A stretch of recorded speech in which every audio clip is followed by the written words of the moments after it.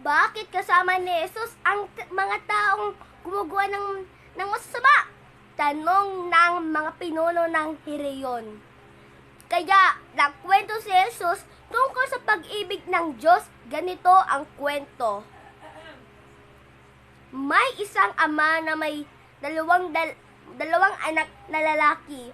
Hiningi ng bunsong anak ang pera makukuha niya kapag namatay na ang kanilang ama.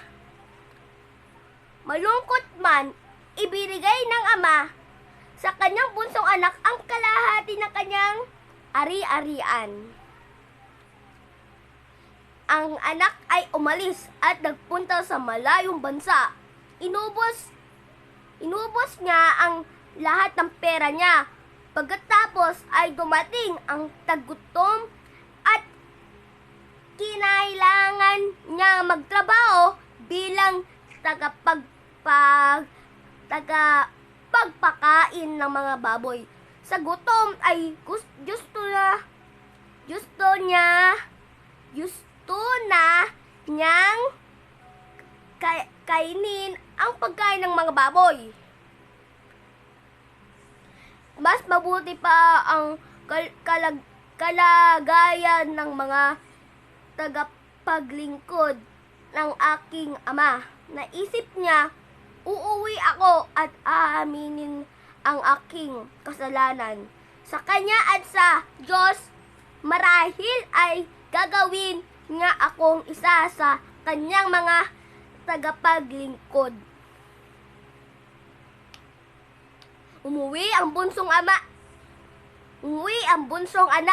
Habang nasa malayo pa, siya patakbo, siyang sinalubong ng ama at niyakap.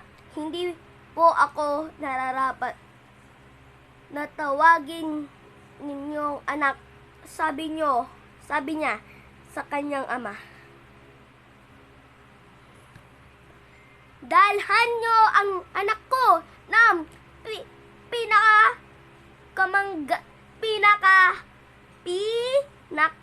magandang damit, sinabi ng ama sa kanyang mga tagapaglingkod. Lagyan ng singsing ang kanyang daliri. Lutuin ang pinakamatabang baka. Ang anak kong ito ay nawala at ngayon siya ay natagpuan na. Ang panganay na anak ay nagalit nang marinig niya ang tungkol sa pagdiriwang.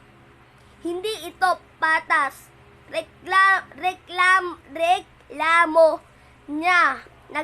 Nagtatrabaho ako ng mabuti pero wala akong nakuwang. Inubos niya ang inyong pera at ngayon ay ipinaghanda pa ninyo.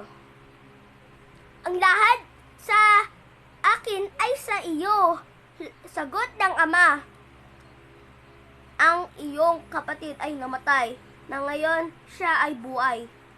Siya ay nawala, ngayon ay bumalik. Kaya't anong dapat nating gawin kundi ang magsaya? Finish the story. Goodbye! Bye-bye! See you to part 2.